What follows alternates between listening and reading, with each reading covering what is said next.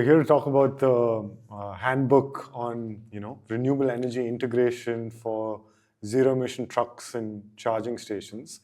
This was published jointly by the Center of Excellence on Zero Emission Trucking and the Center of Excellence on Energy and Telecommunications. So I thought it'd be great to sort of discuss, the contents and what we've covered in this handbook, because I believe that this will be beneficial to sort of the society at large and some of the stakeholders that are involved in this sort of journey of zero emission trucking. Thanks for having me here. It was great reading the handbook. It actually answered a lot of questions I had, and I'm sure a lot of other stakeholders, whether it be the charge point operators or the fleet owners, fleet managers, then your financiers, regulators, policymakers, discoms, all these people, they have a lot of questions that have been unanswered for long. And quite often they form perceptions or subjective opinions on these matters. I think this handbook goes a long way in putting hard numbers. So yeah, great work. Absolutely. And I think, given India's accelerating sort of economic growth, we all know how rapidly we're all growing. And particularly in the sort of freight transportation sector, we're estimated to sort of almost quadruple in sort of growth by the year 2050. So I think this is a very important sector in terms of India's growth. But I think looking at the topic that we're talking about, ensuring that we're doing this growth in a sustainable, climate-friendly manner is sort of very key to the future of this sector as a whole, and also in terms of helping India meet its own sustainability and net zero targets. So I think this is a great opportunity to sort of talk about both the techno-economic aspects of this report and how it can sort of prove to be beneficial for the stakeholders and community and hopefully the country at large. Very, very valid point. Because whenever we talk about zero emission trucking, the first question anybody says is, you are just moving from tailpipe emissions to emissions elsewhere. You are just shifting emissions from the cities to other places. Right. So I think we have been telling people that, yeah, but overall grid is kind of becoming more green. But then I think this project kind of says we don't really need to wait for the grid to become green. Mm-hmm. The charge point operators themselves can kind of accelerate that transition. Wow. And it also, the other immediate question is, but renewable energy is not viable. Where are you going to find the money and all that? So this kind of combines the technical feasibility and economic viability all in one handbook, and I think that's going to help people. Right. So, for charge point operators and financiers, I think the Ready Reckoner handbook sort of provides a very simplified blueprint of how do we look at this entire sort of challenge of RE integration in ZET charge parks. And I think what was interesting was also to see that we've looked at two aspects. One is sort of the geographical conditions in each of these sort of corridors, and the second thing being the demand patterns.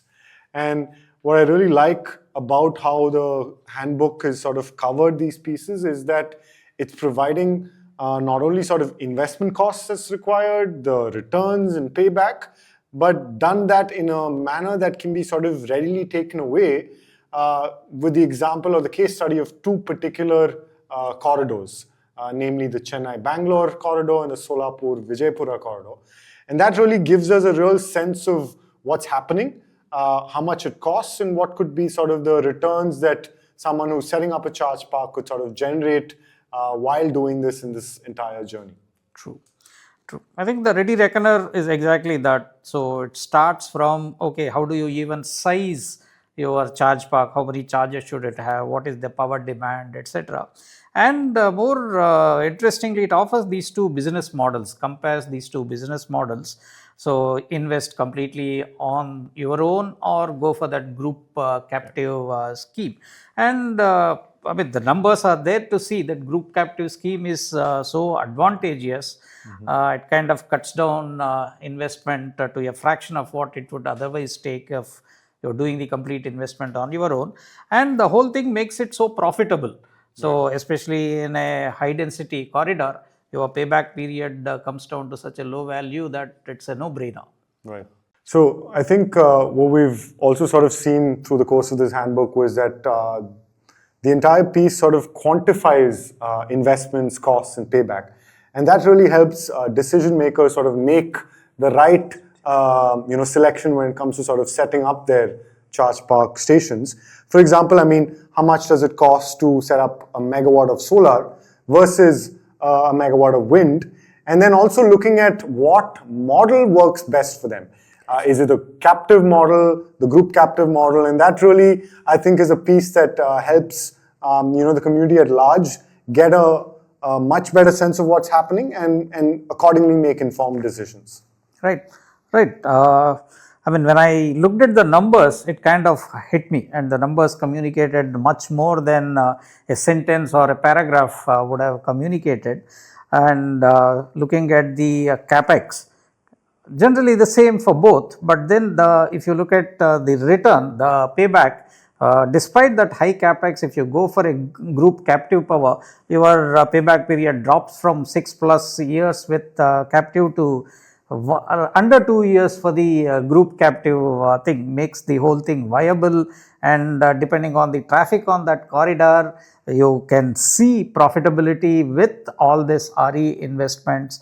And I think that entire story, that those two models and the entire what information the Ready Reckoner provides, I think it sends a very powerful message to people to take the right decision. Absolutely.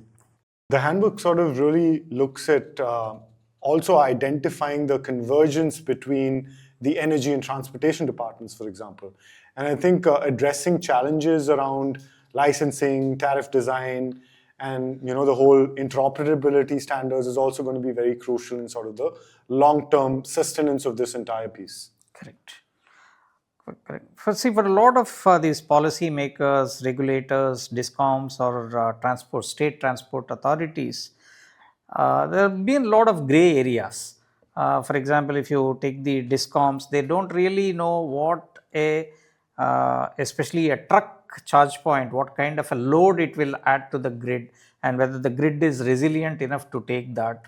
And the fact that if it is a RE supported park, then it reduces that load on that grid to that extent. All this the handbook brings out very clearly.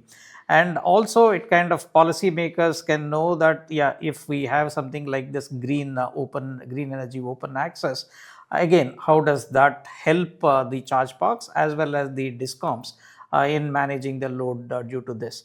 And for the state transport departments, if they want to really look at what the spacing between the charge stations on a particular corridor should be, normally we have default thumb rules like 20 kilometers, but then 20 kilometers doesn't work for all corridors. And it also varies as the corridor becomes busier and busier, you might need more or less. So the handbook even provides that way to calculate, depending on the density of the traffic in that particular corridor, what should be the right spacing, so that the charge point is also financially viable, and at the same time the trucks are charged to their requirements. And then also what the size of each charge park should be.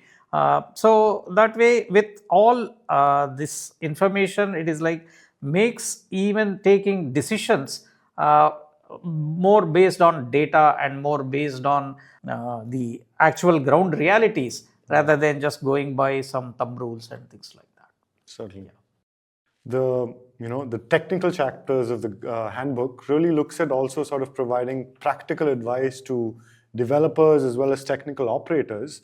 And the part where it does the entire assessment of state-wise RE generation potential is a great way for people to actually get a real sense of how much capacity, what kind of grid requirements and other pieces will be required to set up a charging station, for example. The other part that I think it does a really good job of is providing the exact cost estimates of, what does it take to set up solar versus the wind, and all of the other subsystems, including power conversion systems, that will be necessary to sort of install this charging station and then operate it for its lifetime. Yes, the operational certainty that this Ready Reckoner provides is great.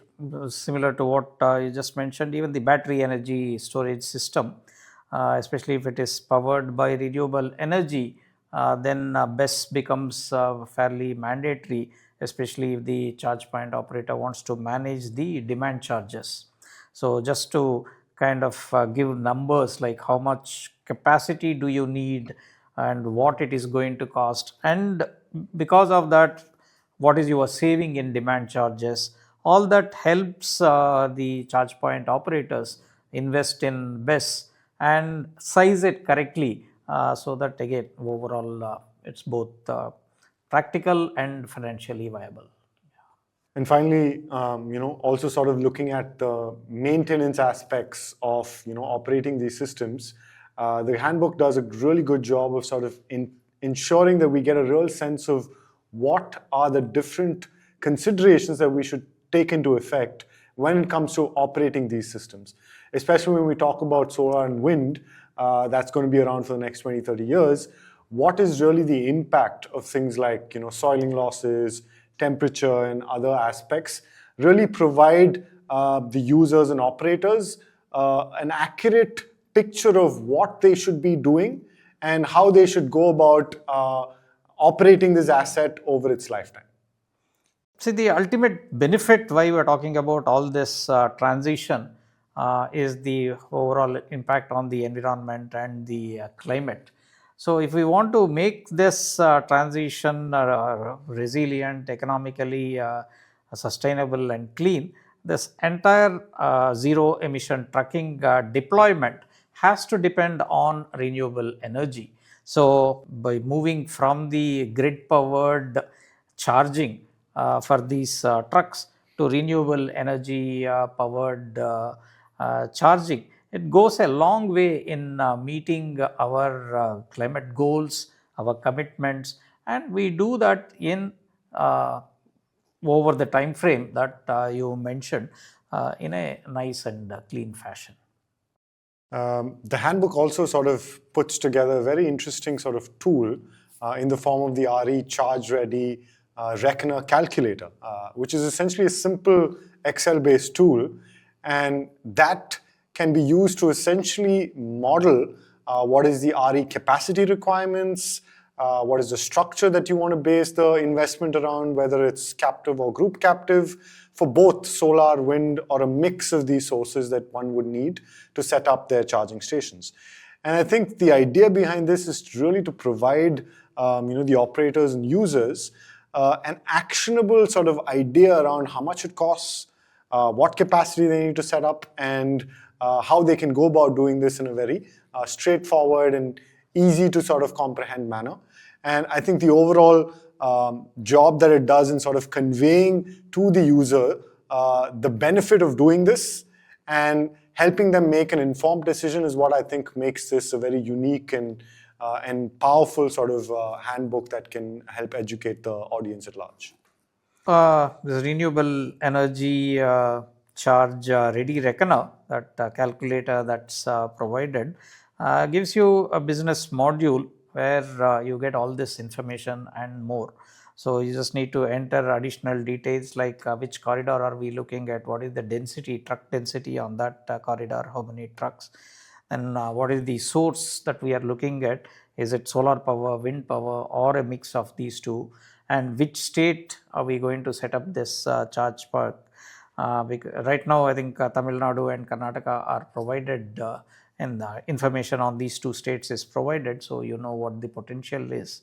And by entering all these detail, you get your things like, okay, what's the land I need for this, what's the total cost of investment, what is the energy capacity that I need to put up, what is my return on investment, what's the what daily energy needs are required and are going to be met from this, and more than all this financial data, the emissions. So, what am I saving in terms of CO2 or overall emissions impact? So, all this information with that simple calculator is a very powerful tool to take the right decision for moving forward on this renewable energy backed charge park. Please contact Center of Excellence for Zero Emission Trucking or Center for Excellence in Energy and Telecommunication for further assistance.